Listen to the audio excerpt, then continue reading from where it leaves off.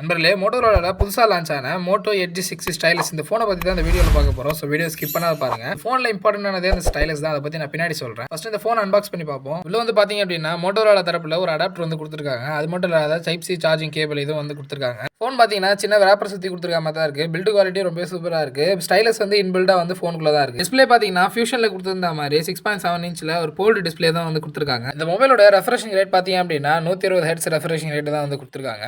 ப்ரொடக்ஷன்ல வந்து காரிங் gorilla class 3 use பண்ணதுனால production ரொம்பவே சூப்பரா இருக்குன்னே சொல்லலாம். பிரைட்னஸ் பாத்தீங்கன்னா 1400 நிட்ஸ் வந்து பீக் பிரைட்னஸ் வந்து கொடுத்திருக்காங்க. பெர்ஃபார்மன்ஸ் வைஸ் பாத்தீங்க அப்படின்னா ஸ்னாப்டிராகனோட 7s Gen 2 ப்ராசஸர் யூஸ் பண்ணதுனால பெர்ஃபார்மன்ஸ் வைஸ் குறையே இல்ல. இப்போ பேட்டரியோட சார்ஜிங் சப்போர்ட் வந்து பார்ப்போம். 65 வாட்ஸ் வந்து ஃபாஸ்ட் சார்ஜிங் சப்போர்ட் வந்து வயர்ட்லயும், அது மட்டும் இல்லாத 15 வாட்ஸ் ஃபாஸ்ட் சார்ஜிங் சப்போர்ட் வந்து வயர்லெஸ்லயும் வந்து கொடுத்திருக்காங்க. 5000 mAh பேட்டரி தான் இதுல கொடுத்திருக்காங்க. பேட்டரி லைஃப் பாத்தீங்க அப்படின்னா தொடர்ந்து 8 hours 50 minutes யூஸ் பண்ணாலுமே தாங்குது போன். ஹீட்டிங் இஷ்யூஸ் வந்து பாத்தீங்கன்னா நார்மலா தான் இருக்கு, ரொம்பலாம் இல்ல. ஃப்ரெண்ட்ஸ், இப்போ கேமரா பத்தி பார்க்கலாம். பேக் கேமரா பாத்தீங்க அப்படின்னா 50 mega pixel wide angle lens உள்ள பிரைமரி கேமரா வந்து கொடுத்திருக்காங்க.